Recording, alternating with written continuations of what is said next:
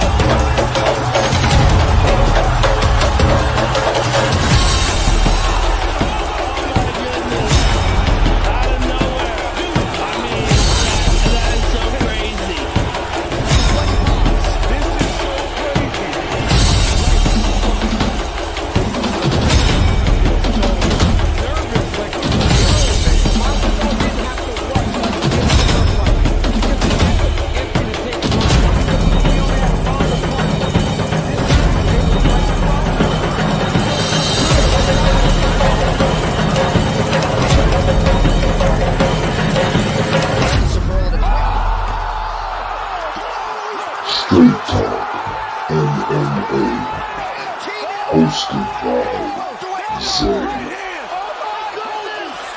Bones, the MMA Brothers.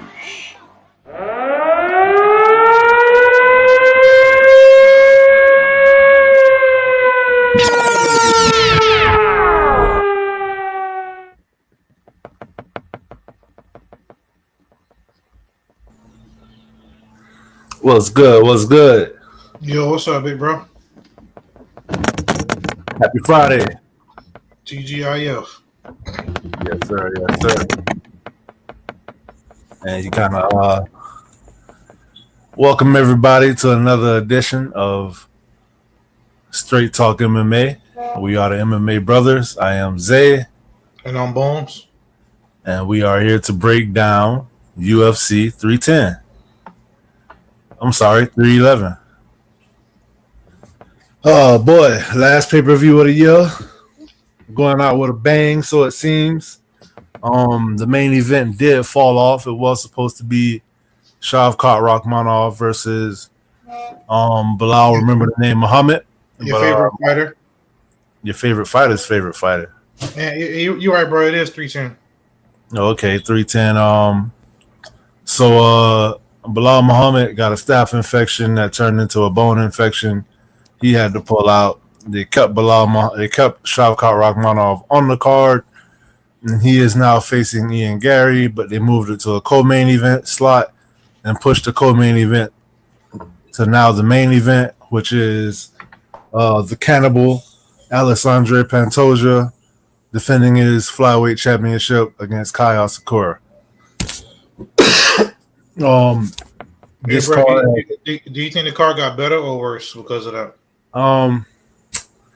I mean, I would say it got worse for the sense of having a high stakes championship fight, but at the same time, this fight does have high stakes because now the winner will obviously be the number one contender because of Shavkat was to lose this fight, then Ian Gary can say I beat the guy who was supposed to get a championship fight. They are both undefeated, so I mean that's really cool. But at the same time, I feel like that championship fight would have been a bigger and more eventful matchup. I mean, I don't know. I was really interested in that matchup. You feel me? Not saying that like it would have been the most exciting, but I was interested to see how that matchup played out. That was a bigger matchup because it was for the belt. But as far as the fighters themselves, this is a more intriguing fight because you got two undefeated fighters and they also train together, so they form training partners. So this is a more intriguing fight. to me, but the other fight was obviously had higher stakes because it See, was for a belt. to me, I feel like these fighters are more popular, but I feel like the championship fight, that style versus style, I would have thought that was more intriguing to me. Yeah. But without any further ado, you might want to use the touchscreen, bro. All right, I got you. Let's jump right into it. This fight, I think it has actually 5 or 6 on the main card. I know it's got a couple extra fights. They reshuffled this card quite a few times. And starting off in the heavyweight division, we have the African Savage, Kennedy Nzechukwu, versus the Bull, Lucas Brzeski.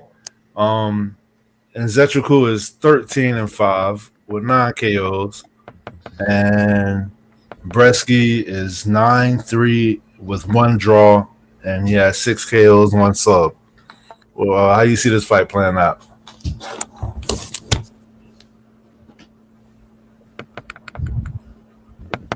You there? This is Kennedy's second fight at heavyweight. Yeah, you get me? Yeah.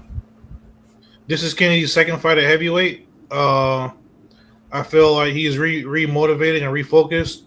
I'm looking for him to get the finish and knock him out. I would say in the second round, maybe.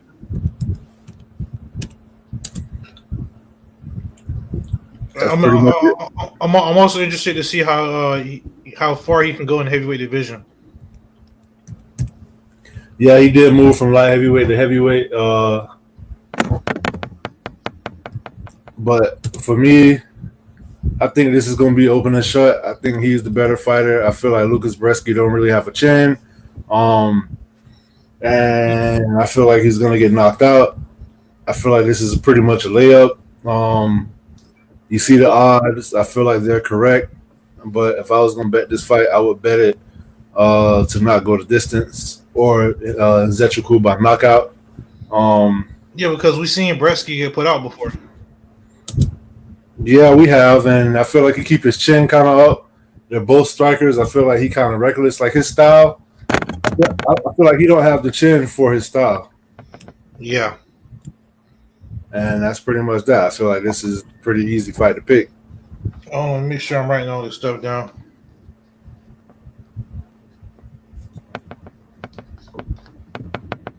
All right. I don't know why they got this looking like this, but this Clay Guida and Chase Hooper. And that tapping is a real problem, dog. All right.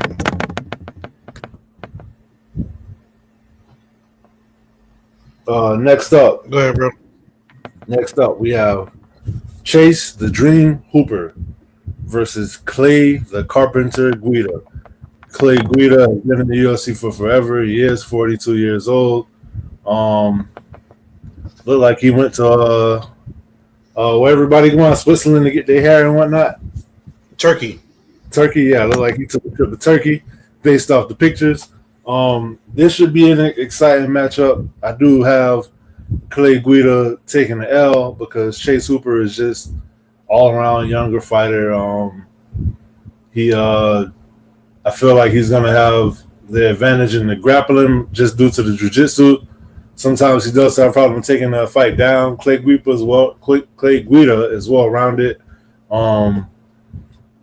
He is more known for his wrestling takedowns and whatnot and his cardio. He has the cardio to take him through 3, 5, 20 rounds, but I feel like his time is up. This is like a third generation from when Clay Guida started. That's how I look at Chase Hooper. I like Chase Hooper to go ahead and take this W. He did showcase his hands in his last time out, actually knocking out Yaroslav Borishev, the striking coach for Team Alpha Male. That was a pretty dominant victory, and I'm looking for him to go ahead and go on the streak, adding Clay Guida to his hit list. Yeah, this is a simple breakdown for me. I just feel like Hooper is younger, and he's more explosive and more athletic. He should win this fight. Only way he won't win this fight is if his heart give out or if he just don't have the determination or the will to do it, because obviously Clay Guida is a dog. You know, I don't see him finishing Clay Guida. I think it's going to be a decision, but Chase Hooper should definitely get the victory here. I feel like he could possibly get a sub. No sub. I almost want to put a West Side bet on that.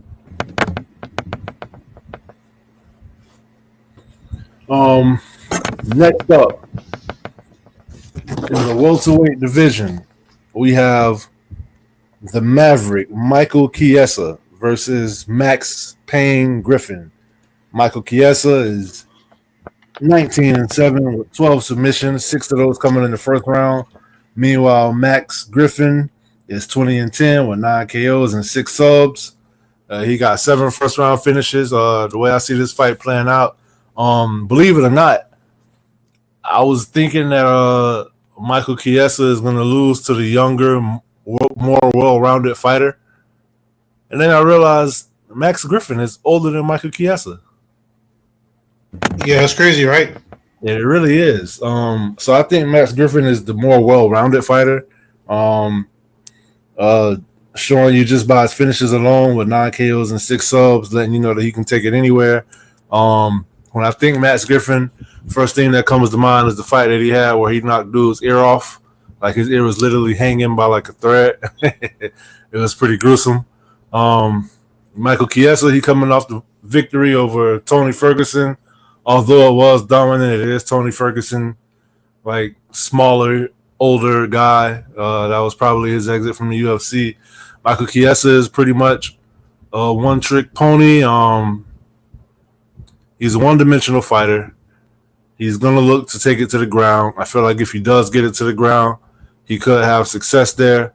One thing about him, when he take you there, I don't feel like his control is like good enough to where you won't be able to possibly get back up. But I'm going to go out on a limb, and I'm going to say Michael Chiesa is going to grind out a decision with pretty much lay and pray.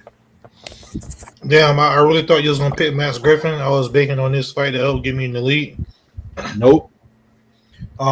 Yeah, I see Chiesa winning this fight, bro. Like, even though Max Griffin is more well-rounded, I feel like Chiesa, a lot of people is questioning his how do I say this?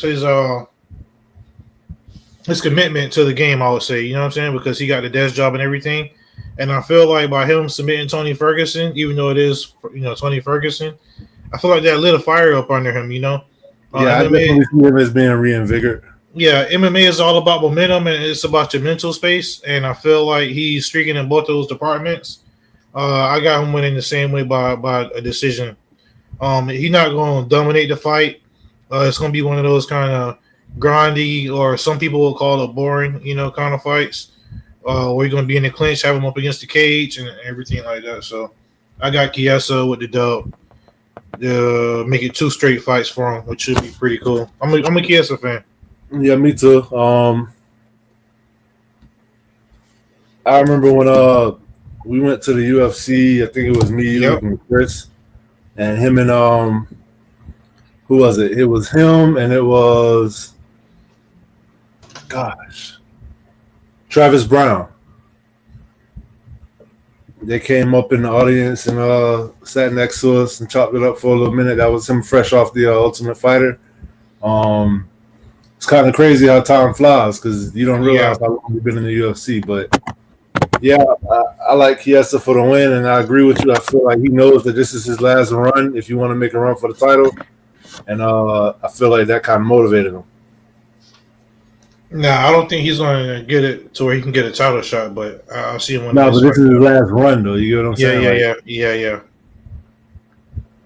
A loss now is detrimental to that. Next up, what could potentially be the fight of the night, we have custom-made Cody Durden versus Joshua the Fearless Van. Cody Durden is 17-6 with 1 draw. He got 6 KOs and 6 subs. He got 9 first-round finishes.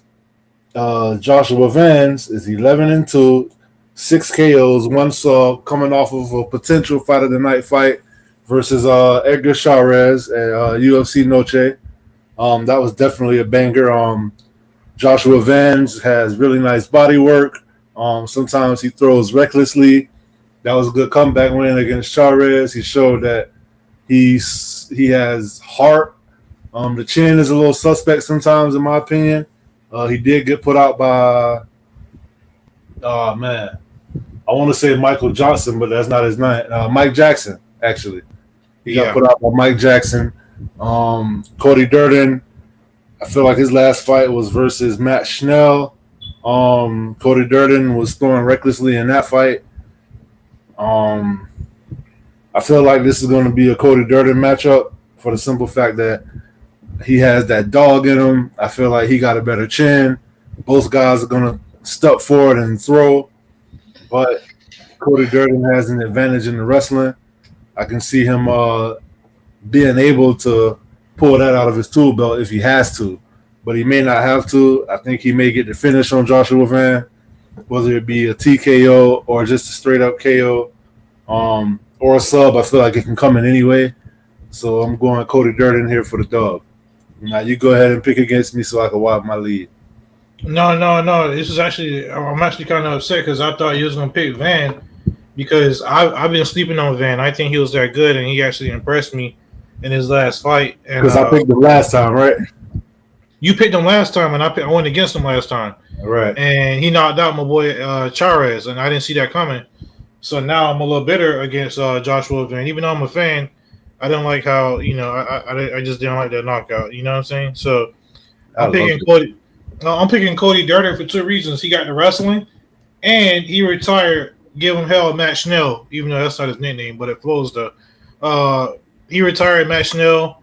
That was a pretty significant loss in this division, I would say, in the flyweight division. But he retired him, bro, and I gotta put some respect on his name. You feel me? Anybody ever got 15 minutes to kill? Go and watch Matt Schnell versus Sumerdarji. If you want to see somebody look like they die in the octagon and come back to life, and then when they come back to life, they commit a murder, you should watch that fight. That was probably one of my favorite fights of all time. Matt Schnell versus Sumerdarji. But yeah, I got Cody Durden winning this fight. I'm a fan of him, bro. I didn't know much about him, coming into the last fight, but he made me a fan. And I could have sworn you was gonna pick Joshua Van too. Yeah, y'all see what he really doing, right? He just trying to pick everything I pick so he can stay close because he don't want to blow out. Okay, so how about you let me pick first then? All right, go ahead. Why you finna pick what you know I'm finna pick? Go ahead. Next up, go ahead, tee it up. Next up, we have Bones' favorite fighter of all time, the All-American Chris Weidman, former middleweight champ, defeated Anderson Silva twice. We have Chris Weidman going up against your boy Eric Anders. Eric Anders, former collegiate champion at Alabama. I think he played linebacker for Nick Saban. I think this could be either one of their last fights. This fight was supposed to happen at UFC 309 in Madison Square Garden. Eric Anders ended up getting food poisoning. They canceled the fight, moved it to this card. That fight was in Madison Square Garden. Like I said, Chris Weidman is a New Yorker. At that time, I had – never mind. I'm going to let you go first. All right, so I was going to pick against Weidman because it was an MSG and whatever, but Eric Anders, he went through the food poisoning, and that affects your training, that affects your cardio, that affects your body. By the way, this is a catchweight fight. They're fighting at 190. Exactly, because he couldn't even make the weight to get down to 185. That's not a knock on him.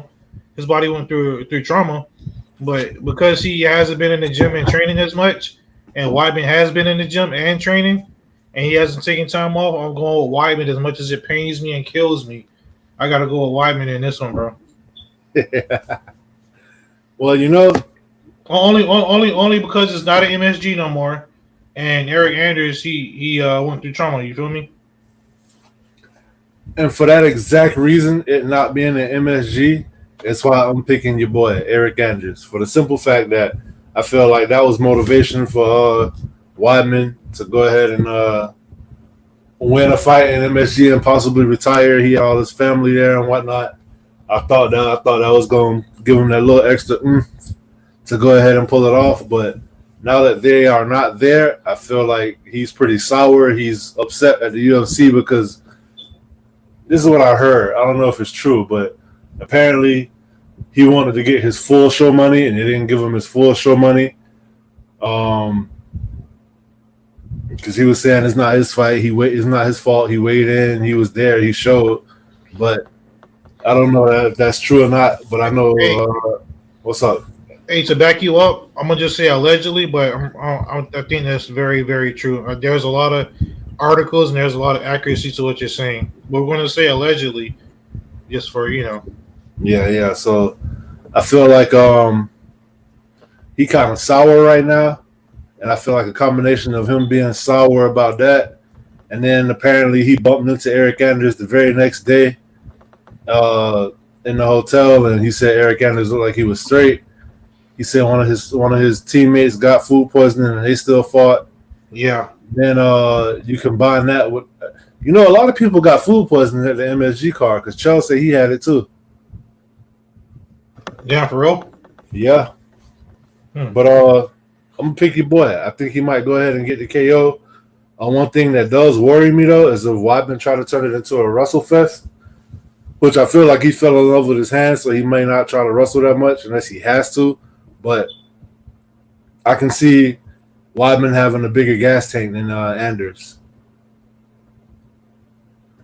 Yeah, I think Weidman will have the bigger gas tank. I think that's gonna be very, very beneficial towards him because I feel like he's gonna constantly kind of use his body up against him and kind of lay on him, and just make him wear that weight a little bit. Shout out to Eric Andrews too, man.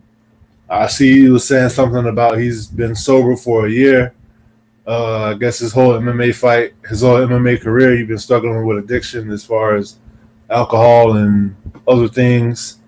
So shout out to him for that. And I feel like that may reinvigorate him too. He says he feels like he would have been able to get much further had he been sober his whole career. So I feel like we're going to see probably a 2.0 version of Eric Andrews, even though he at the end of the road. Oh, I'm excited for this one, bro. Next up, I am very excited for this fight as well. I definitely got to pick this one first, bro. Let me pick this one first. Okay, go ahead. We got Rude Boy Randy Brown, 19-5 with 7 KOs and 5 subs, squaring off against Brian the Butcher Battle, who is 12-2 with 4 knockouts and 6 submissions.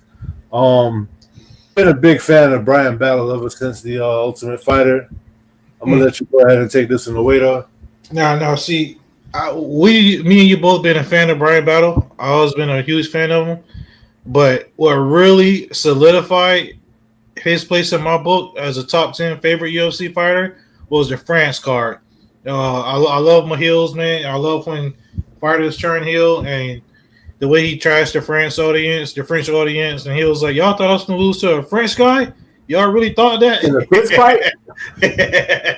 Yo, that's classic. There's no way I'm losing to a French dude in a fist fight. Yeah, so I'm a huge fan of Brian Battle. His last 2 post-fight press conferences are pretty good, man.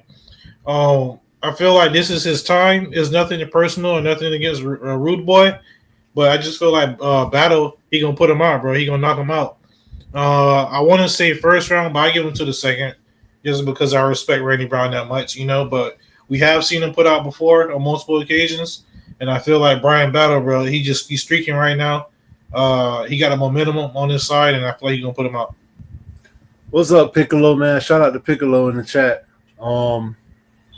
Can't really translate what you're saying there, but I appreciate the interaction in any way it go. Yeah, Randy Rude Boy Brown. He's the more technical fighter. He's long. He got a mean jab. But Brian Battle just got that dog in him, and I feel like in his last fight, he showed the ability to like the game plan. Like he showed the ability to go to a different game plan. He was really known as a grappler, but his striking has been coming on. His last fight, he was trying to grapple, couldn't get the takedown, so he made the adjustment and just picked apart his opponent. I can't remember his name to save my life. Oh wait, Kevin Jousset. Kevin Jousset, yeah, there you go. That was the one in France. He just stood there. He ate a lot of shots. Now, he can't sit there and eat those shots and be defensively responsible like against Randy Brown like he was against Kevin Jousset. But I feel like, once again, just like I was saying in the earlier fight with Cody Durden, if the striking doesn't work, he can always go to the ground game. I feel like he can use the takedowns to set up the strikes. That might keep Randy Brown a little bit hesitant and letting his hands go. Randy Brown is the better fighter, in my opinion, but I'm going with Brian Battle just because he got more dog in him. And I feel like he can just make this into an ugly war. And I feel like if he does that, as long as he's a little more defensively responsible, I can see him getting the W over Randy Brown and making it 3 in a row and possibly moving up into the top 15. Hey, the thing I like about Brian Battle is what my brother said earlier. He started out as a grappler, but I could think of 3 fights. No, even more impressive, he started off as a 300-pound grappler. Sheesh. He was a heavyweight, and he lost the weight, put in the hard work. That shows his dedication, in my opinion. And he don't got loose skin hanging off of him because he did it the real way. He didn't go to a pill or jump on the Ozempic train or none of that other stuff. Yeah. But bro, I've seen Brian Battle start, and I mean start somebody twice, like out cold, stiff as a board. You know what I'm saying? And you had that on top of his previous fight. That was a different kind of knockout where, like you said, he had to kind of walk through the fire a little bit, get burned, and he switched up his game plan. And it was a TKO. It showed that he was using his combinations. It wasn't just a power shot, and you put the guy out, you know. He got he made Angelusa quit, too. Yep, exactly. So, and we see what Angelusa did in his last fight. So, I think Brian Battle, I think he that guy, bro. I hope so. Like I said, I'm a huge fan. Been watching him since the Ultimate Fighter. It's really fun when you watch these fighters start off their UFC career and like just watch the whole journey. Next up, in a very important fight in the featherweight division, we have number 5, Movsar Evloev versus number 9, Aljamain Sterling. Aljamain Sterling is the former UFC bantamweight champ. He moved up to featherweight. He is 1-0 at featherweight. Movsar Evloev is 18-0 with 3 KOs and 4 subs. The Funk Master, Aljamain Sterling, is 24-4 with 3 knockouts and 8 subs. This is a number 1 contender bout. The winner of this will probably get a title shot next. I don't know about next because I feel like it's starting to be a logjam at this division. We have your boy who is the champion right now, Ilya Topuria. We got Volkanovski waiting in the wings for a title shot. We got Diego Lopez, who's right behind him, and I feel like the winner of this may match up against Diego Lopez. Lopez made his debut against Movsar, and he hasn't fought Aljo yet. This is a very interesting fight. I feel like the stakes are high. I don't see how this is a prelim, but I'll take it. I feel like it's disrespectful to Aljo, to be honest with you. For him to be on the prelims, but at the same time, he will get more eyes on him. He's gonna get paid the same. So I don't know. I don't know how he see it, but in my opinion, I feel like he should be I feel like stakes on a fight should get you on the main card, let alone you're a former champ. And the last fight you lost was the championship fight. But at the same time, I feel like the UFC look at this as this is going to be a snooze fest or a grappler's delight, whichever one you want to call it. Because me personally, I enjoy the grappling. But Malsor Evloev is definitely a grappler. He does have some stand-up. I feel like it's been improving every fight. His last bout out was against Arnold Allen. He's been MIA since then. That was sort of controversial, but he did decisively win that fight. Arnold Allen had his moments, but Aljamain Sterling, his last bout was against Calvin Kattar. He dominated that. He powerbombed him at one point. I'm going to go Aljo here. I know Malpar is undefeated, and I know you're happy I went Aljo because you're going the opposite way. But I just feel like if it stays on the ground, Aljamain Sterling strike. If it stays on the feet, Aljamain Sterling striking is just a little unorthodox, very unorthodox. I don't think it's nothing you can really train for. It's nothing that somebody can emulate and practice. And the fact that I saw Diego Lopez threatened with 3 different submissions against Movsar and his inactivity, he's been out for about 2 years, maybe 3. Diego Lopez has since then fought how many times? Like five times? Yeah, four times, I believe. So I feel like the inactivity and I feel like his plan A is not going to work against Aljo. It's going to be interesting, though, because I've never seen either guy on their back. You get what I'm saying? So, yeah, that's going to be interesting. But I'm going to pick Aljo. I might be picking with my heart, but I just feel like he's been to the top of the mountain in a different weight class. I feel like Malstar won't be able to just grapple him the way he does everybody else. And I think Aljo will be able to defend his takedowns, possibly catch him in the scramble, take his back, and get an RNC. All right, 2 things. Number 1, there are rumors, just not confirmed, that you convinced me. I'm picking him off, sorry. What? No, I'm just fucking around. There are rumors that I think UFC 312 or 13, the one that's in Australia, Volkanovski is fighting Diego Lopez. It's not confirmed. Yeah, I seen that. But I would like that because it would knock a contender off automatically and give Ilya a little well-deserved break. You feel me? Yeah. He hasn't been the most active champion, but what he's done last year in those 2 fights, you know what I mean? Like you deserve a break, and I think they're trying to get him to fight in Spain. Yeah, that's number 1. And number 2, and the issue with them having them fight in Spain is they're trying to get the right stadium and stuff. But number 2. I was upset, and trust me, I was throwing the fit, bro, because I'm an Aljo fan, about this fight being on the prelim. But then I heard an explanation for it. What they're doing is, if you notice, hold on, I'm gonna just scroll real quick. Just bear with me, bro. Just check this out real quick. Hey, hold on. Can I interrupt you for a second? Because I think I know what you're gonna say. I'm gonna take a shot in the dark. Go ahead. I think what you're gonna say is because neither one of them really put asses in seats. They're trying to get more eyes on them. It's coming on right after college football on ESPN, so they're trying to build one of them up that way in order to put them in the title fight. Bro, you stay in my head. You need to get out, bro. But it's right after college football, and this weekend, besides the playoffs in college, I know you don't follow college football, but besides the playoffs in college football, this weekend is the biggest weekend because it's a lot of championship games as far as SEC, ACC, and got conference championship games going on.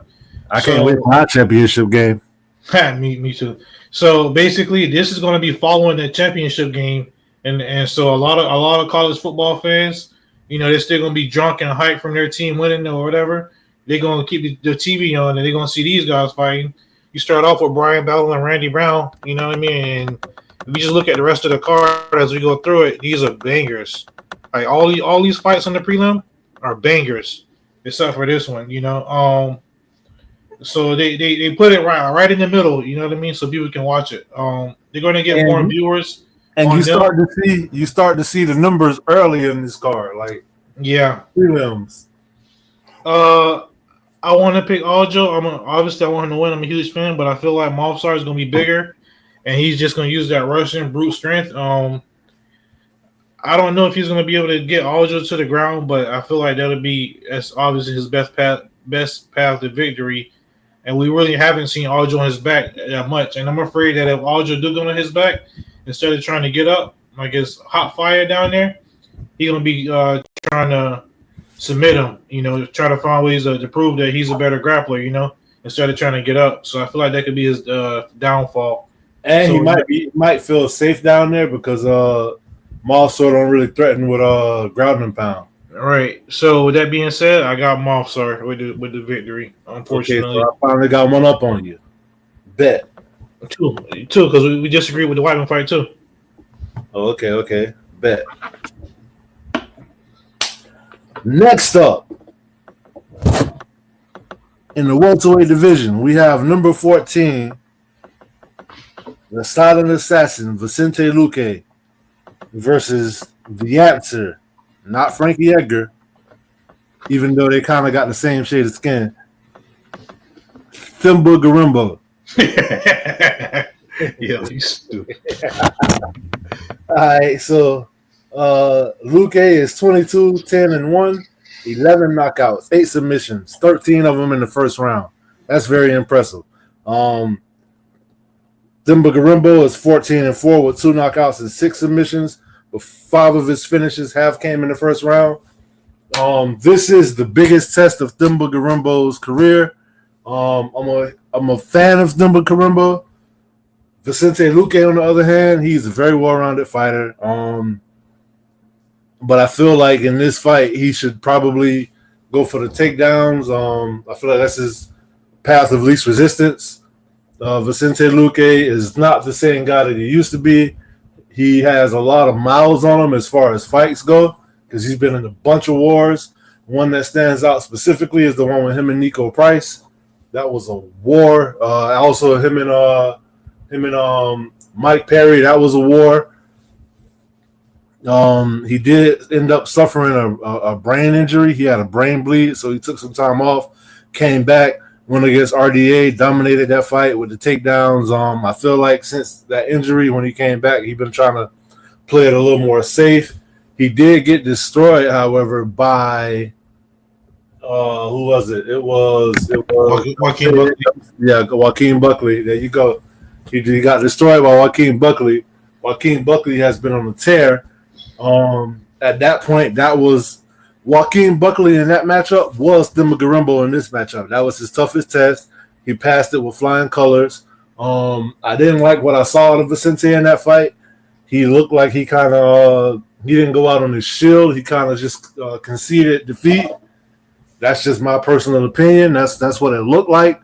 I would have liked to have seen that fight. I don't think he's the silent assassin anymore. I want to see that old Vicente Luque come back, the silent assassin, the one that was just willing to go out on his shield, the one that brought chaos to the octagon, the one that walked you down, 8-1 to give 2 or 3.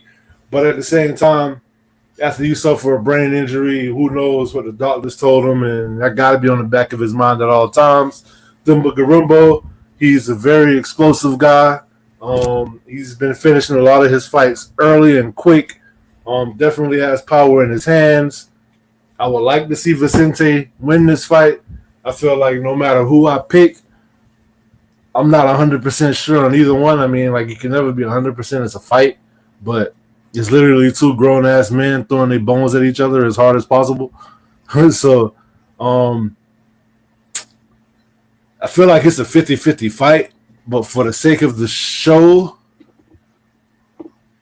I'm going to go ahead and pick Vicente Luque, and I say that he not really returns to form, but he kind of puts on a masterclass and shows that there's levels to this game, shows that he has a lot of different tools in his belt and utilizes all of those tools in his belt, and I think he can squeak out the decision. Not too confident in that, though, but this is one fight that I would not bet on. Well, I'll tell you what, bro. I'm confident because I got Vicente Luque all day. You know why? Because he got to solidify himself. He's still ranked. Thimba Garimbo, like you said, this is his biggest test. I feel like Vicente, he's gonna blow his wad right too early, you know. And Vicente will be able to take him down and either ground and pound him or submit him. So I would say Vicente with a 3rd round submission maybe, over Thimba Garumbo. Also in Darce action? Huh? Darce? Oh yeah, you already know. In his last fight, he was using a lot of takedowns. So I'm curious if he's going to be confident and utilize the takedowns in this fight, and I can see him getting caught in the submission if he do that. Who, Thimba? Yeah, Thimba, getting caught in the submission. Yeah, that would be interesting. I think his best bet is to keep it standing, but I don't know what he's gonna do. Well, look, I can see him standing, and he get caught, and then shoot for a takedown, and that'd be his downfall. Hey, at one point, we were talking about Vicente Luque fighting for a championship. I know. I was just thinking that too. The fall from grace was pretty hard. Hey, bro, real quick, this Piccolo person, I translated what they're saying. It's in Portuguese. It says that Ian Gary fight been canceled. I don't know how true that is, though. I'm trying to look it up right now. Nah, don't tell me that, man. Hey, if it's been canceled off top, you know what my mind says, that it was canceled on behalf of Ian Gary. And if that's the case, I feel like I'm not going to even go that on until we confirm or deny. But so yeah, we'll wait until we get there. All right, well, talk about a fucking buzzkill, man. Huh. Let me ask you a question. With that being said, are you more excited for the main event or the co-main event? Co-main. I've been noticing a lot of people saying that. Yeah, because you got two, like, bro, both of those fighters are very captivating. People love undefeatedness and people love, like, finishes. So you got both of those in one fighter. You know what I'm saying? And also the foreign aspect is making them kind of like more of like the unknown, like kind of cyborg kind of guy. You know what I'm saying? In a weird sort of way. And you got Ian Gary, who's more brash, cocky, confident. Most people don't like him because of stuff that happened outside the octagon, which I'm over that. You know what I'm saying? And so most people wasn't upset with it. Yeah, most people want to see him lose. You know, so. All right, next up. In the last prelim of the night, we have. Hey, wait 1 second, bro. You picked Luque, right? I gotta write it down. Sir. All right, go ahead. All right, we have.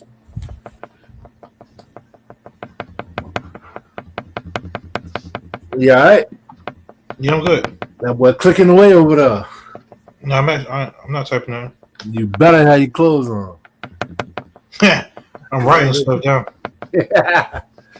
All I hear is. So, we got the Devastator, Dominic Reyes, versus Lionheart, Anthony Smith. This is definitely a crossroads fight. I feel like the loser leaves town.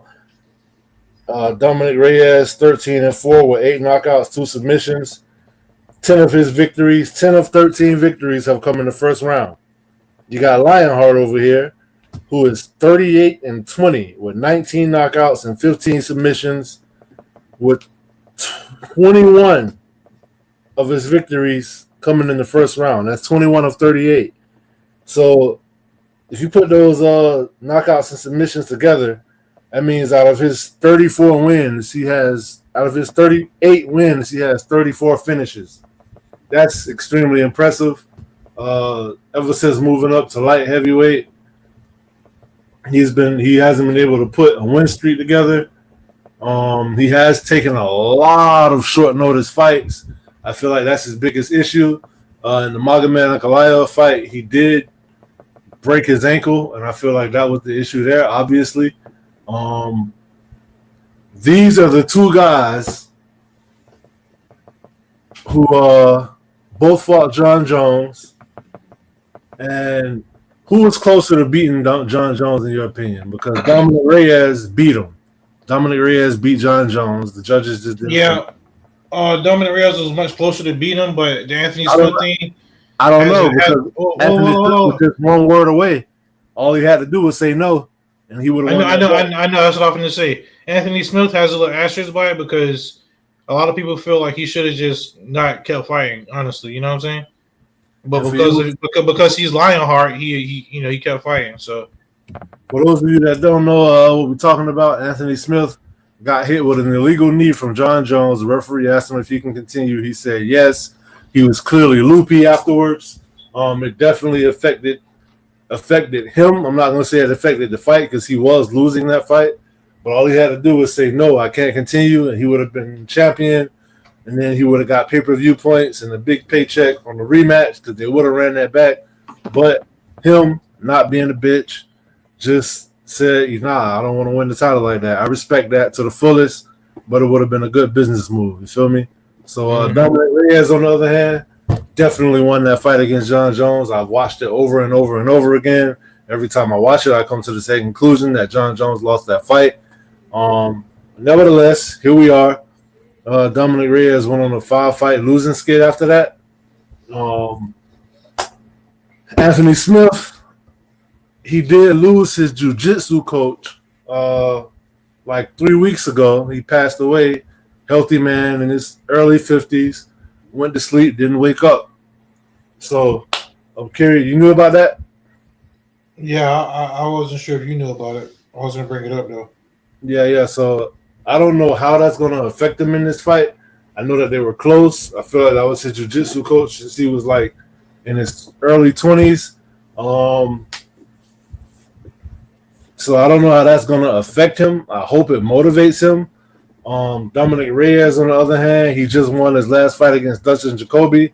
He got the knockout. That was his first win, and ever since the John Jones fight, actually, he's been getting knocked out by Yuri, knocked out by Jan Blachowicz.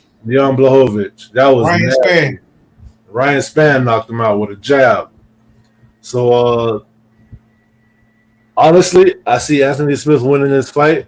I don't know what I was going to pick Anthony Smith before I heard the news about his coach. Now I don't know what kind of mental space he in, and it's crazy because every Anthony Smith loss, I can point to something that like, oh, he lost because of this. You get what I'm saying? Like he doesn't lose fights, so I just feel like, oh, he just got his ass kicked. Khalil Rountree. Huh? Khalil Rountree. That was short notice. No, you're right. Okay.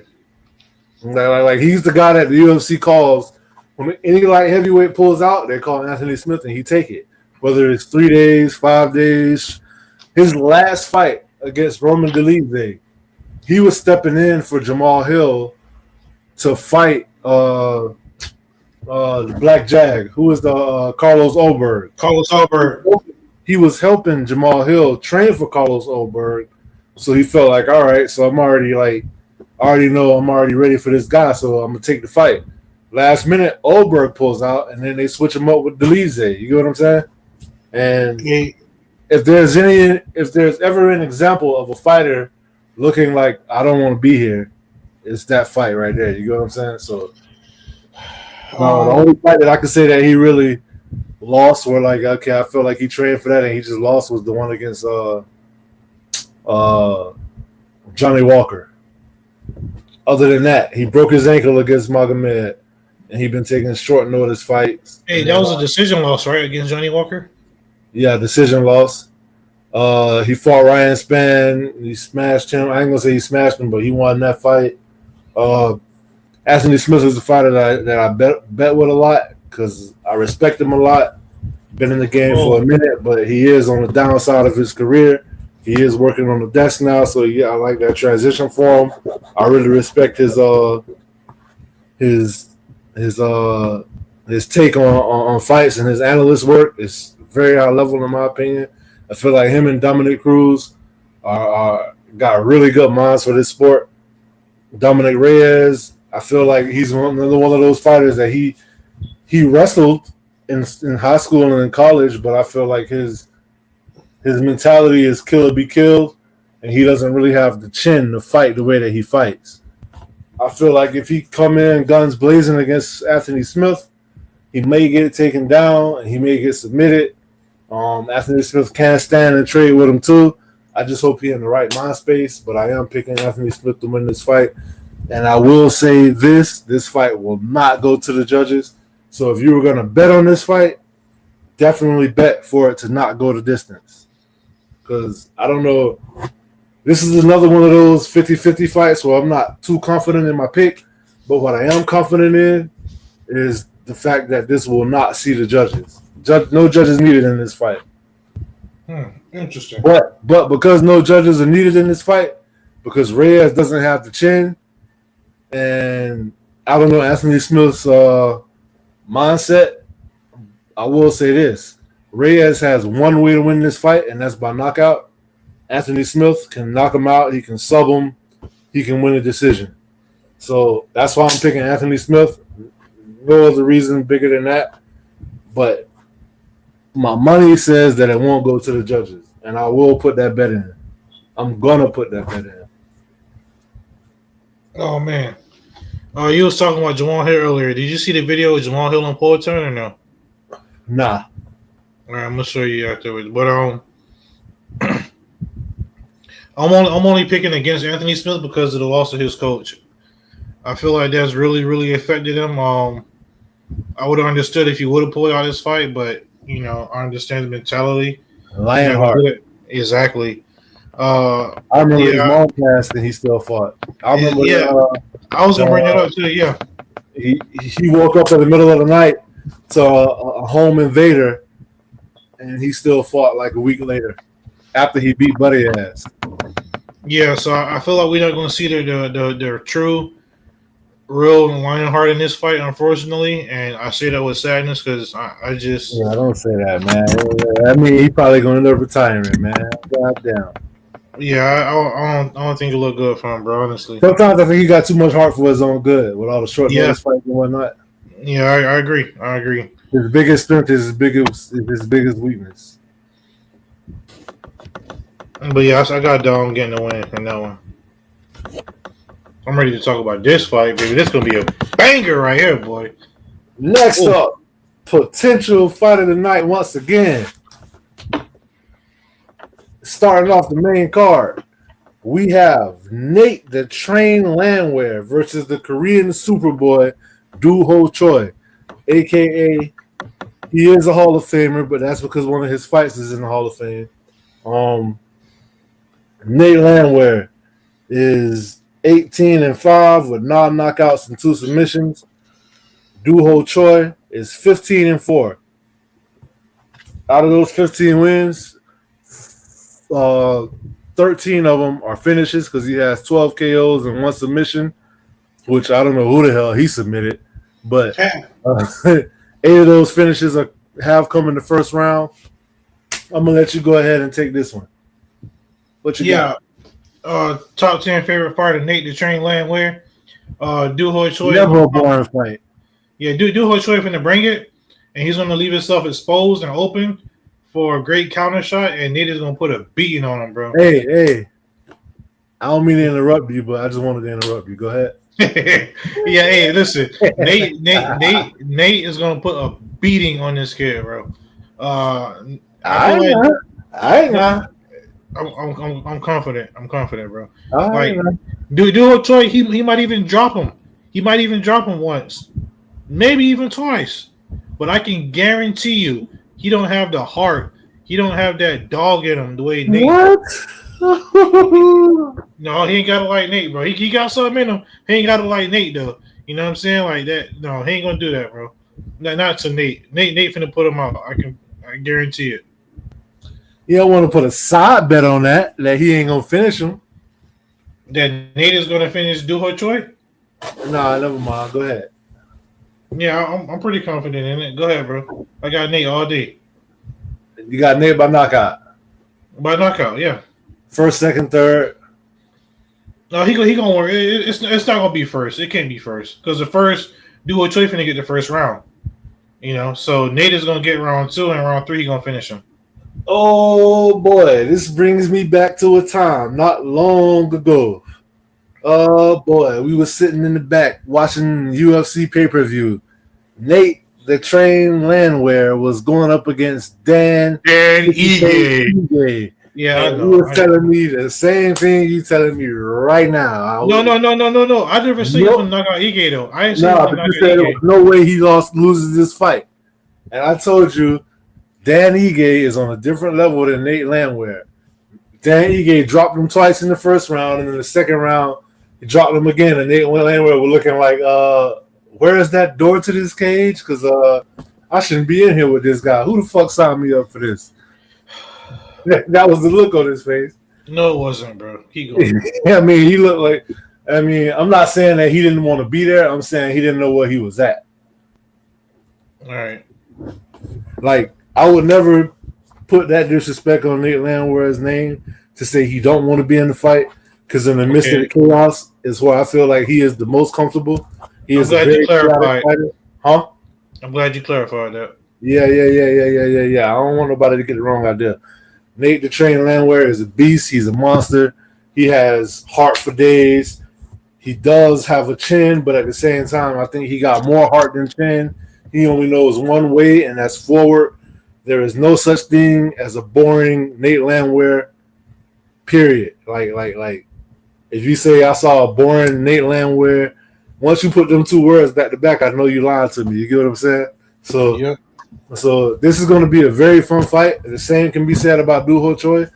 I feel like Doo Ho Choi, his career could have been way more than what it was, but he took a lot of time off. He is extremely inactive. I think it's because of that military, bro. That military service that's mandatory over there in Korea. Same thing with Korean Zombie, who probably will be in Doo Ho Choi's corner. I don't remember who Doo Ho Choi fought last, but I know he got the knockout. Nate Landwehr cannot be reckless in this fight. I feel like Doo Ho Choi is more technical. Not only is he more technical, but he does have the power to end a fight with one shot. That being said, this is going to be a dog fight. It's going to be a brawl.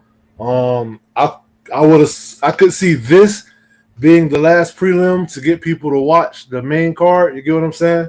I feel like this should have been that, and I feel like Aljo and Mofsar could have went here. But even better yet, I would have took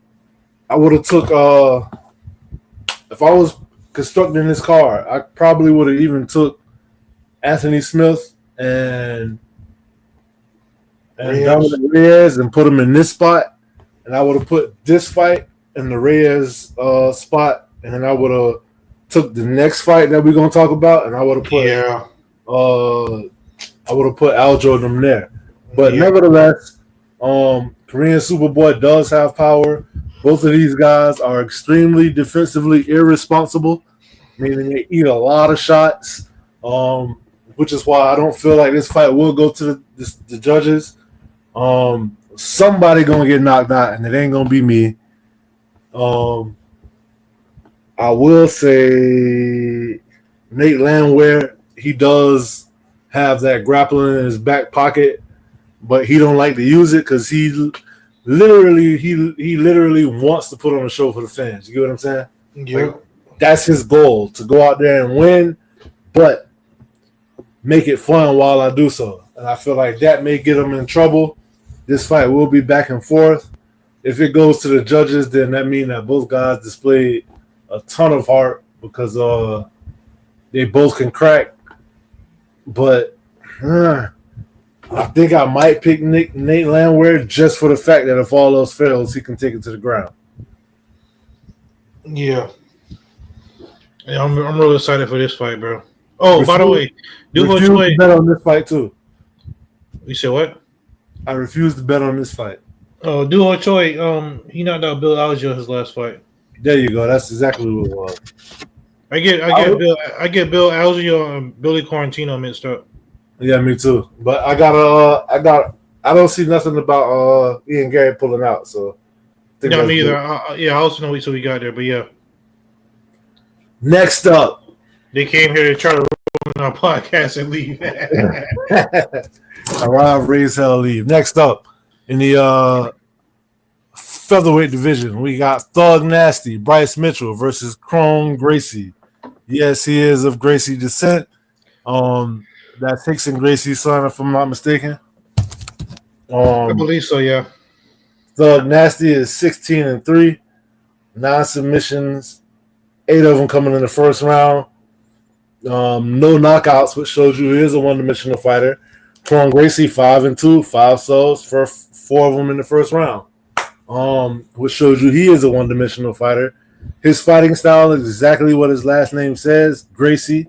So that's jiu-jitsu, meaning he eats jiu-jitsu for breakfast, lunch, and dinner, and dessert, kind of like Damian Maia. Bryce Mitchell, even though he is not a striker, he does have better striking than Chrome Gracie. Last time we saw Bryce Mitchell, he was on a devastating end of a – he was on the bad end of a devastating knockout. Josh Emmett had him on the ground having a seizure. Trevor, I know you saw it. I saw it too. That was definitely my knockout of the year last year. Wait till you see my knockout of the year this year. By the way, we got a end of the year show coming up in January where we will do our best ofs, end of the year rewards, knockout of the year, submission of the year, fight of the year, fighter of the year, so forth and so on. But back to this fight. I got Thug Nasty Bryce Mitchell all day, every day, just because Trevor said, yeah, he put that boy to sleep. But just because I heard an interview with Chrome Gracie and they asked him how he feels about being on the main card, and he says, my placement doesn't matter. The prelims is pretty cool because the earlier I fight, the earlier I can get on with my life. Hearing that, my God, bro, I didn't even hear that, bro. Hearing that, wait. How recent was the interview? It was this week. Oh God, bro. It was this week. I feel like it was at the Scrum media day. Hearing that lets me know. By the way, this is his last fight in this contract. He just here so he don't get fined. He want to get this check and go ahead about his business. He does not obviously want to be there. Bryce Mitchell, on the other hand, number 13 in the division. He only got 2 losses, one to Josh Emmett, one to Ilya Taporia. And he got 3 losses. I don't know who that third one is. Might not have been in the UFC. But, matter of fact, was it who did he beat Dan Ige? He did, didn't he? Yeah, I believe so. Yeah, so that third loss might not be in the UFC. I got Thug Nasty getting back on track with a W, and this will be the last time we see Chrome Gracie. But what's interesting about this fight is they both want to take it to the ground. And I'm curious, Chrome Gracie could get the sub. No. Bryce Mitchell, one of 3 people who pulled off a twister in the UFC, and I think he did it twice. He won't be getting the twister on Chrome Gracie. That's, I think, the most interesting part of this fight. But I think when Bryce Mitchell take Chrome down, he will accept being on his back, kind of like what you said, Aljo said. I mean, kind of like what you said about Aljo. I feel like Chrome Gracie will be comfortable off of his back, and that may be his demise. Oh, yeah, hell yeah, bro. If you get Chrome Gracie on his back, he's not trying to get back up because he got the Gracie name and the Gracie Jiu-Jitsu. He's confident that he can submit you from the bottom. And MMA Jiu-Jitsu and Jiu-Jitsu is 2 different things, trust me. And you know what I like, too? I like the fact that Bryce Mitchell took all this time off since that last loss. Yeah, what was that? Yeah, that was last year, obviously, yeah. Yeah, that's good, bro. That's good. I think there's one thing that ruined Tai Tuivasa. He kept coming back too quickly after knockout losses. And also, the UFC should have preventative measures, bro, and try to save the fighters from themselves, kind of, you know? When stuff like that happens. They're obligated to offer you 3 a year, though. You say what? They're obligated to offer you 3 fights a year. But like the girl who got knocked out in China, ain't no way she should be fighting within 8 months, bro. If she got knocked, she shouldn't fight no more. Period. If she got knocked out in January, she shouldn't be fighting for the whole year. You feel me?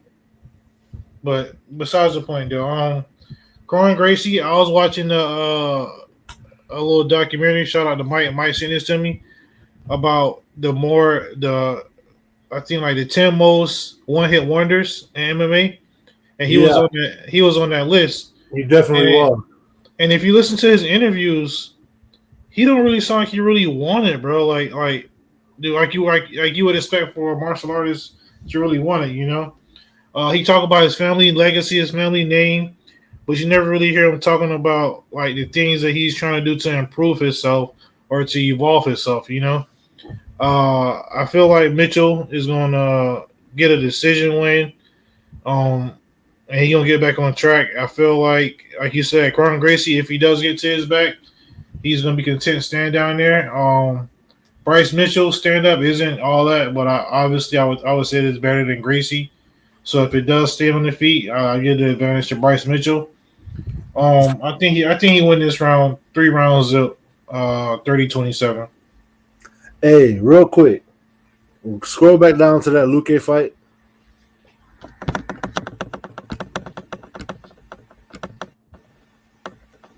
This fight was supposed to be Vicente Luque versus Nick Diaz. Oh, I meant to say that, bro. Yeah, go ahead. Nick Diaz pulled out of the fight. I don't know if he pulled out or if they scratched him. Okay, but this is the third time this happened, though. I did see a video of Nick Diaz sitting on the median trying to light the grass on fire. And he didn't look like he was healthy at all. You get what I'm saying? Bro, he wasn't healthy in his last fight, which is I don't understand why the UFC thought. No, but I mean like he looked. Okay, I got you. He looked like he's abusing some kind of substance. You get what I'm saying?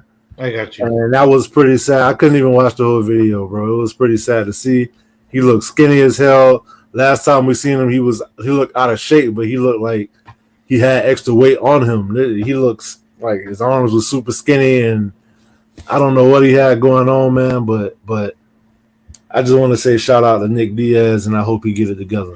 Whether he fight or not, I feel like seeing that video, I wouldn't want to see him in this fight. But I was looking forward to that kind of.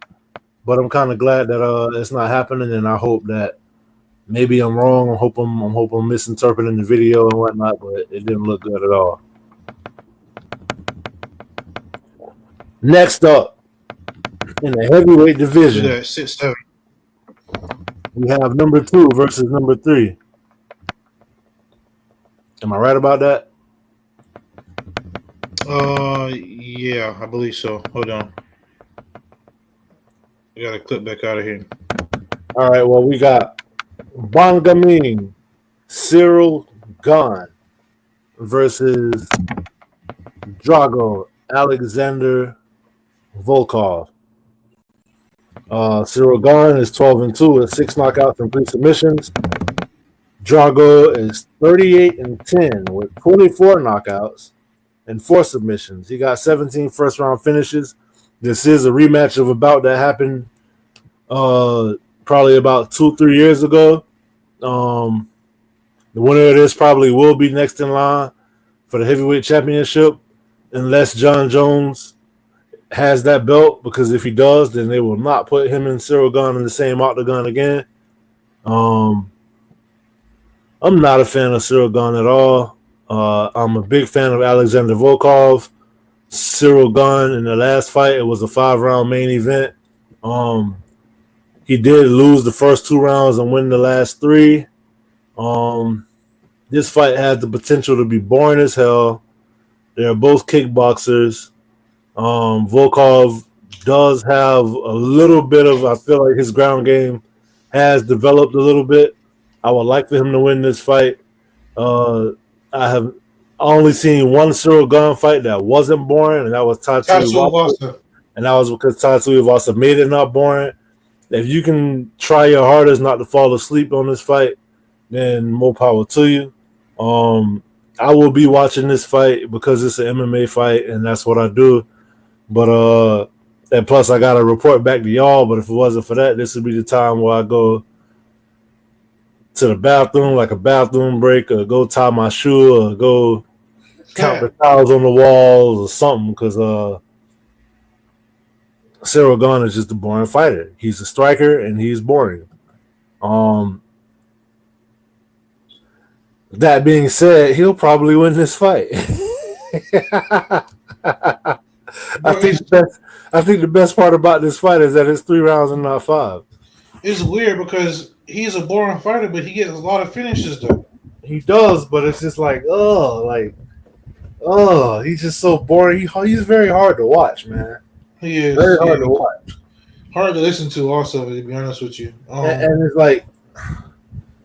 it's like, I would love it if Volkov won this fight, because the more irrelevant, I said tie my shoe, man. Cyril Gane. Cyril yawn.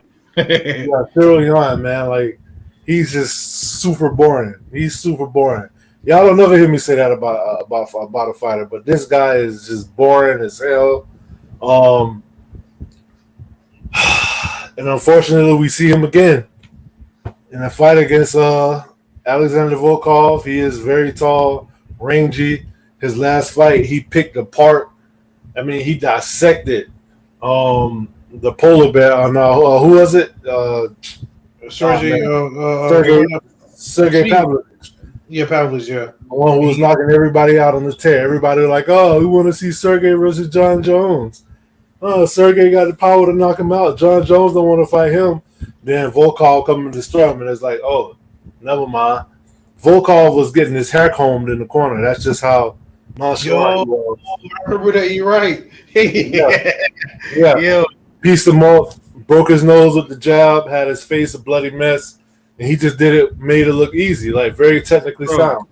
Cyril Gahn has the movement of a middleweight.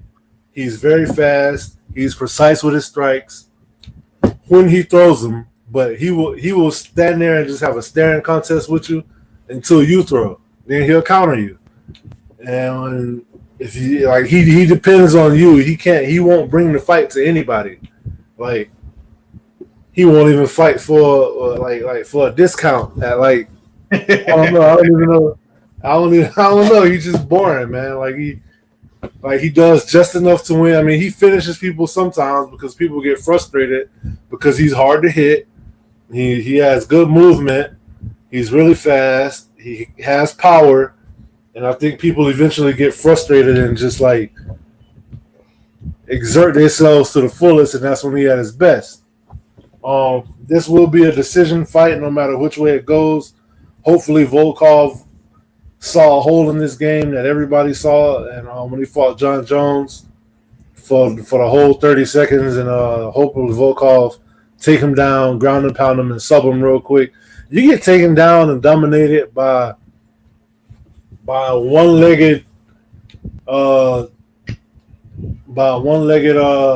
Francis Ngannou, then yeah, you deserve to be taken down and pounded out. And I hope that's what Alexander Volkov does. But for some reason, I feel like Cyril Gahn gonna win this fight, unfortunately. And then we may see him in another high-profile fight. But if it was up to me, Cyril Gahn would lose this fight and retire and want nothing to do with MMA for the rest of his life. Nice, bro. I love it. Yeah, I agree with you 100%, man. He's boring as hell, but I got him winning this fight by decision. Just because he's not going to advance movement, he's going to sit there and bounce around on his tippy toes, and he's got his defense is good enough to not be hit, you know. And he's a counter striker, like my brother said. So he's waiting, and damn it, he will wait all night and all fight too for you to throw that shot. And when you do, that's when he'll lunge in. I pulled up the full body picture so I can look at the reach. Volkov is 6'7" and Cyril Gahn is 6'4", but Volkov only got 1 inch on him, you know, so it's not even like it's a big reach advantage, which I was hoping it would be. But I got Gahn in this fight as well, bro. Yeah, we can move on.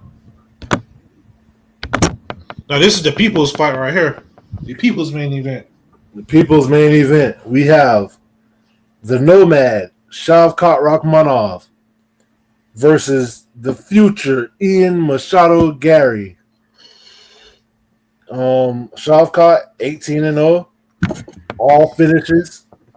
Of those 18 wins, he has 8 knockouts and 10 submissions, which shows he's very well rounded. 9 of those finishes coming in the first round.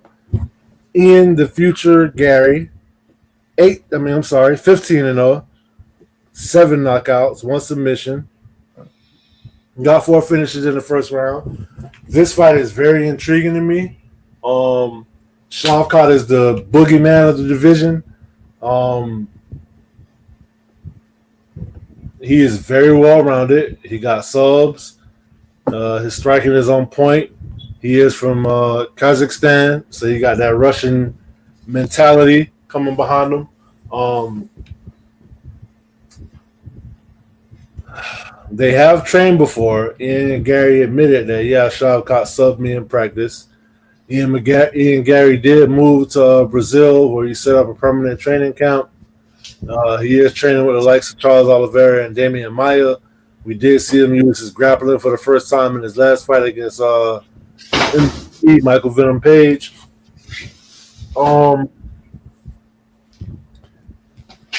Shavkat is the better fighter, in my opinion.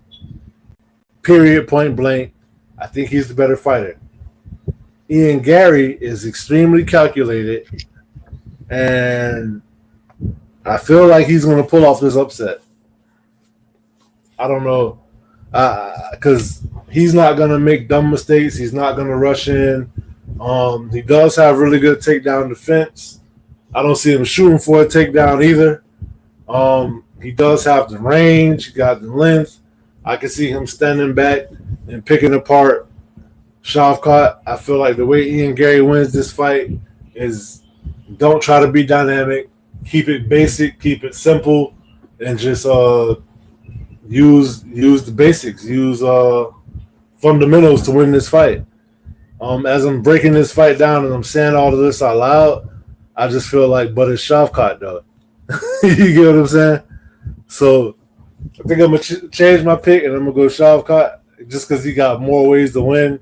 I feel like no matter what Ian Gary do, Shavkat he probably gonna have an answer for it.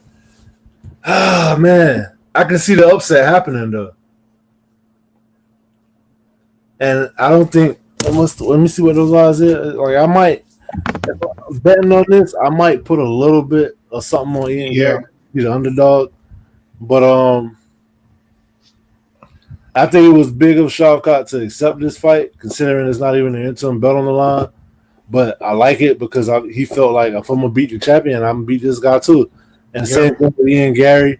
Like I trained with this dude. I know he bested me in training, but I'm a better fighter since then. One thing I can say about Gary is every time you see him, you can tell he's improved. I feel like he takes his career very seriously. And if you look at common opponents, Shavkat finished Neil Magny, and he finished Jeff Neal. But those Jeff Neal and Neil Magny had moments in that fight. Whereas when Ian Gary fought both of those guys, he pretty much shut them down. You know what I'm saying? So, but he didn't finish them. So I feel like Ian Gary probably will have a excellent game plan. He is very meticulous in the way he fights. He doesn't leave himself open too much. I remember one fight he had. He got knocked down. He got dropped with a flash KO, counter left hook. And when against my Chinese guy. Huh? Against the Chinese guy. Yeah, when he went back to his corner, he told him, I know what I did wrong. I did this and blah, blah, blah, blah. Like that's why he caught me. Came back and got the finish on that fight. I feel like people don't like Ian Gary just because of his personal lifestyle or things, rumors that circulated about him and whatever. But he is definitely one of those fighters who takes his career seriously. I feel like he's uber focused and I feel like he got a game plan for everything. I feel like he's a good strategist. Also, I like the fact that Ian Gary bounced around to a couple of big name gyms. Like he was over there with Tiger Muay Thai in South Florida. He was over there with Leon Edwards, and he went to Tiger Muay Thai, and now he's like, I feel like he went to each gym and took what he needed to learn and implemented it to his game, to his fight style, and disregarded what he didn't need. And I like that about him. I feel like that shows like a martial artist mentality. You get what I'm saying? Yeah. But I'm gonna go Shavkat here. How? He might not get the finish. It may be a decision. And this is 5 rounds too. Never seen Shavkat go 5 rounds. Never seen either guy go 5 rounds. So that's gonna be an interesting wrinkle in it too. Yeah. Shavkat, he in my top 10 of best fighters and favorite fighters, in my opinion. I think he's a real deal. I'm not going to pick against him ever for as long as he's on his streak. I see him winning. I I don't see him finishing Ian Gary, bro. I got that much respect for Machado that I don't see him finishing him, but I feel like he will put a good licking on him. It won't be a dominant. What would it be a 40, 45, 50, 50 to 45? It won't be one of those. I'll give Ian Gary maybe 2 rounds. 1 or 2 rounds, but I just feel like Shavkat is a better fighter, like you said. I think he's better stand up wise. I don't know if he's not better. He's just on the cusp, like right there with Ian Gary. But obviously, when it comes to clinch work, takedown, submissions, everything like that, I give it to Shavkat. And I just feel like he was born to do this, bro. Like I've seen him destroying guys when he was like 13 years old. Like grown man, and I just feel like this is his time right now. He gonna get this fight, then he gonna fight your boy Bilal and get the belt. All right, well, there you have it. We see eye to eye on that one. Yeah, it ain't even because of Machado. It's just that I think Shavkat is that good. All right. Yeah, that's what I'm saying. Like I wanted to pick Shavkat. I wanted to pick Ian Gary just because I felt like I can see an upset happening, but I couldn't even do it. Last but not least, the flyweight division. We have the reigning, defending, undisputed champion, the Cannibal, Alessandro Pantoja, versus Kai Asakura, making his UFC debut in a title fight. He is the Rising? He is the Rising bantamweight champ. Yeah. He is the Rising featherweight champ. Flyweight champ. I think he was a flyweight first, won that belt, moved up to featherweight, won that belt. Coming back down to flyweight to make his UFC debut to fight the Cannibal. Pantoja is 28-5 with 8 KOs, 10 submissions, 11 first-round finishes. On the other hand, you got Kai Asakura, who is 21-4. He does have 13 knockouts and 3 submissions, 12 first-round finishes. Because this is his UFC debut, I haven't seen too much of him. What I will say, though, is he is extremely fast. He does have power in his hands. And if Alessandro Pantoja is going to take this fight to the ground, which he does like to do, he needs to take him down using body lock because I know why. you see, so you've been watching the highlights too. You've been watching did a little research. That damn knee, man. That knee coming up the middle is vicious. That knee coming up the middle is extremely vicious. It's fast. He's put out multiple competitors with that knee. But if he does get him down, I feel like it's his fight. Alessandro Pantoja is, in my opinion, the best scrambler in the UFC, meaning those little in-between moments where you're on the ground and you scramble into a position. He always get there first. Cardio for days. Even when he get tired, it's like he get a second or third win. Chin and heart for days. He loves to come forward. There's no such thing as a boring Pantoja fight. I feel like he is the rightful champion. He's well deserved of that belt. It was kind of crazy to me that Kai Asakura got this championship fight, making his debut, but at the same time, they said why? Wanted to sign up to fight him because he's from Japan too. That's probably what you were gonna say. Yep. But Go ahead. None of the other guys wanted to fight him. That's what I hear, and what makes me believe that is none of the top contenders are complaining about, oh, he just getting here, I should get a title shot. Exactly. They just saying, all right, yeah, I like that. Like, even when you hear him talk, like, yeah, I like it. It's new blood in the division. Ain't nobody contesting it. So, to me, that says that he is the right guy, and he's in the right place at the right time. But I can't go against Pantoja because I feel like he got more ways to win. And Kai Asakura has been fighting in the ring as opposed to a cage. I feel like that's different because you can't have your back up against the cage as opposed to the ropes. When you got your back up against the ropes, you still got a little bit of mobility. But as we've seen time and time again, especially with guys like Ilya Topuria, you get your back up against the cage, and there's nowhere to go. So but I do respect the speed, and I feel like he does have the power to make something happen. But I just gotta go with the known commodity, and I gotta go with Pantoja. I feel like he got more ways to win. I feel like if you get this fight to the ground, then I don't think Asakura be able to get back up or have a chance. But if they keep it standing and they just slug it out, then Pantoja can't get caught with something. I'm interested to see how he attempts his takedowns, though, too, because, like I said, if he goes shooting for a single or double leg, he will catch that knee up the middle, and that could stagger him and put him out. But I do think this fight will be bloody because most Pantoja fights are. But I'm going to end still. Bro, remember the hook that Ursay knocked out Matt Snell with? Yeah. Okay, bro, I see it. Yes, bro. He caught him flush on the button on the jaw. And Pantoja kept moving forward in that scramble that my brother's talking about. He's a savage, man. And Moreno caught him a couple of times too. And it's like, bro, like he's always getting caught, but he's never dropping, and he's so consistent, and he just got that dog in him, you know.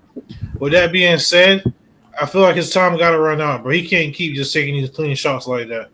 Asakura is going to throw that knee right out the middle, and I feel like he's going to wobble him and catch him. And I feel like he's going to get the finish, bro. I want to say Asakura will be the bigger fighter here. I haven't seen the weigh-ins yet, so I'm not sure. Yeah, he will. That's another thing, too. The fact that he cutting back down to flyweight when he hasn't been there for a while, and the fact that, like, everything is new.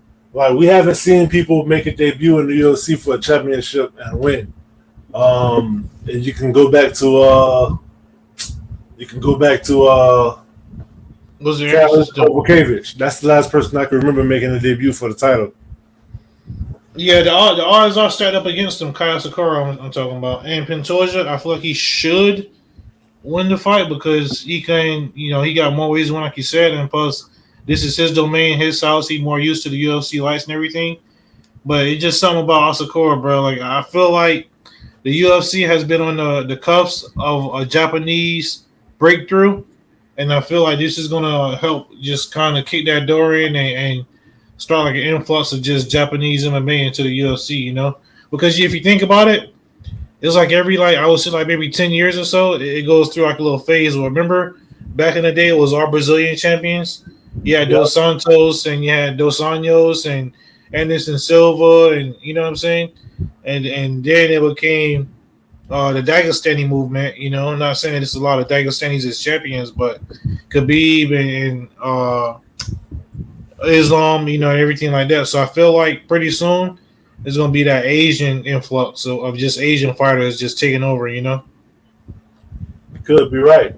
UFC would love it. I would love it too. So, what you think this card going to produce? I feel like it's going to be a good main card. I feel like the Cyril Gane card is going to take some of the air out of the arena and out of the crowd and out of us. Overall, I'll give it I say it's going to be 8 out of 10. Because if you get a new champion, that's going to make a lot of headlines, and that's going to be a big talk. I'm talking about just fight quality in general. Like I say, name value is 10 out of 10, but I feel like the card is going to be like an 8.5, maybe 9. A 9 yeah. Entertainment value, I feel like it's going to be a 9. Cyril Gane definitely goes against that. Oh man, it's there's no fighter I hate watching more, to be honest with you. Oof. Yeah, that's tough, bro. But y'all can catch us right back here. Hit the like and subscribe on your way out if you haven't already.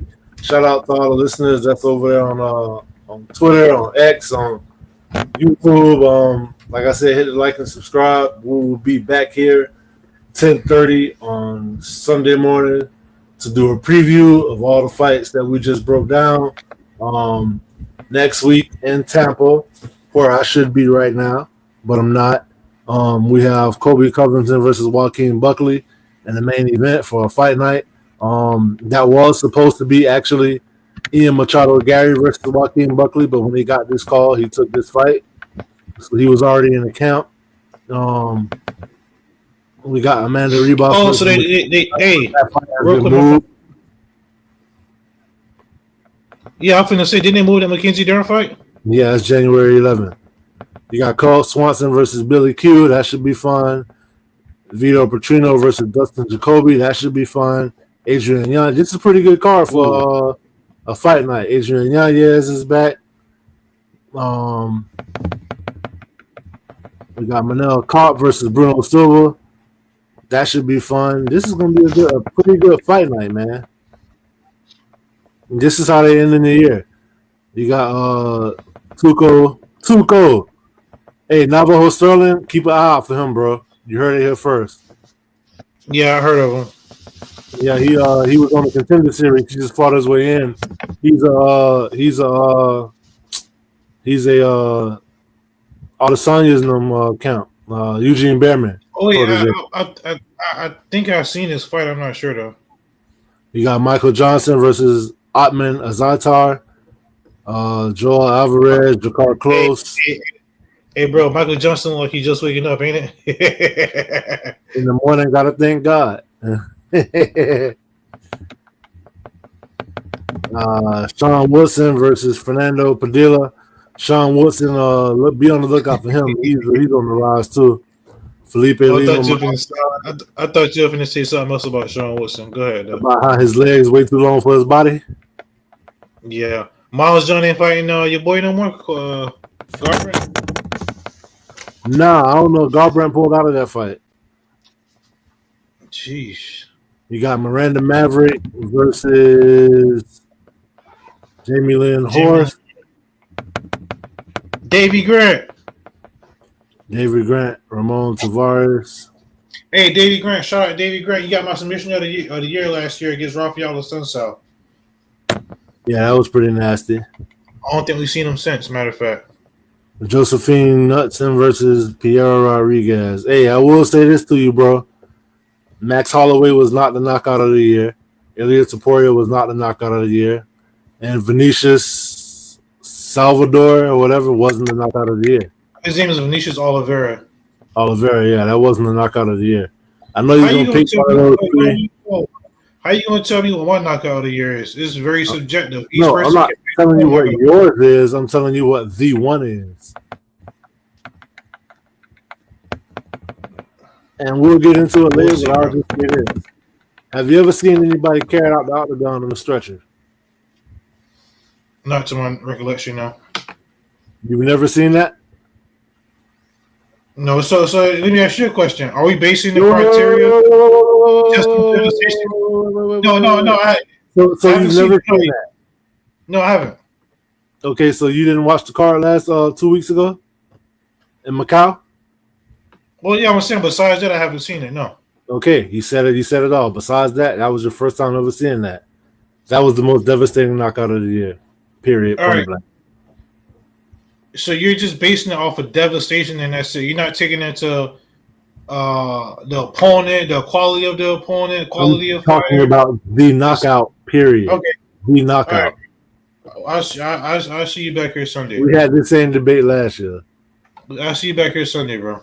When you leave somebody on the ground twitching and shaking, that's the knockout of the year. You feel me? Man, hope you have a good weekend. Go Bucks. You know, we got to beat them Raiders. We're fighting for a playoff spot. You know what I'm saying? Still a nation. Here we go. Revenge on the Browns. Shout out to Jameis Winston, too. The Dolphins finna beat the Jets. I hope so. I don't know why, though, because they ain't going to the playoffs. They won't give us our matchup that Trevor think he won't. But all right, guys, that's gonna do it for us. Enjoy the rest of your weekend. We'll see y'all back here Sunday. Till then, be easy, be safe, and don't drink and drive. Peace. Later.